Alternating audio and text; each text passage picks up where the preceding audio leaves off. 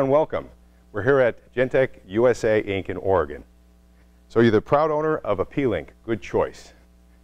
It's compatible with all of our optical and thermal probes, including those designed for pulse energy.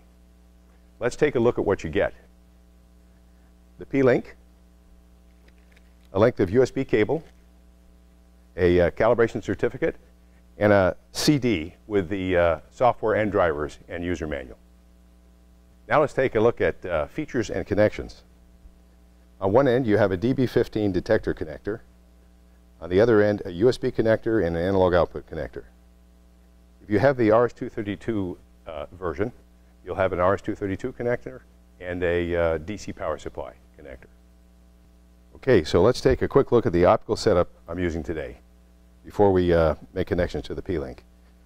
We're using a thermal probe, our XLP-12F, a beam block, a variable aperture to control the power, and a 4 milliwatt green laser.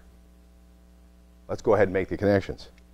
Plug the detector into the detector input and one end of the USB cable into the P-Link and the other into your PC. This provides power and a communication link.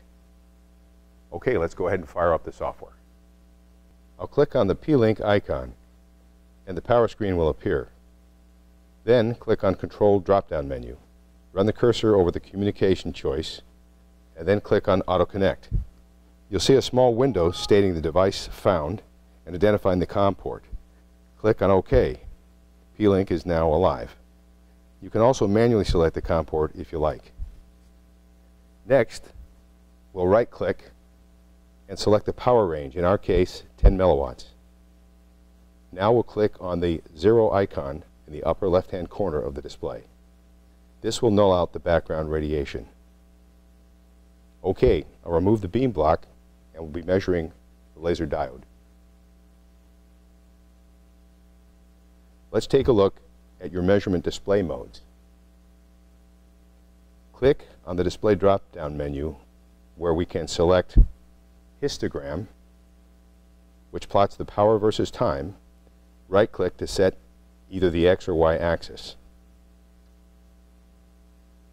Tuning needle.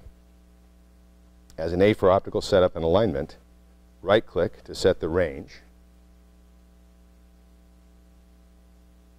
Status, which summarizes your instrument's settings. And statistics, which in the default mode measures continuously. Use the statistics drop-down menu to start and stop. And the last thing we'll look at is the setting drop-down menu, where you'll see a rather long list of items. They include things like wavelength, data sampling, corrections, power units, and much more. Well, that's a wrap for the P-Link Quick Start video. I'm sure you'll find this instrument a very handy and versatile power meter. If you have any questions about P-Link, take a look at the user guide or give us a call. Thanks for joining us today. Bonsoir and good evening.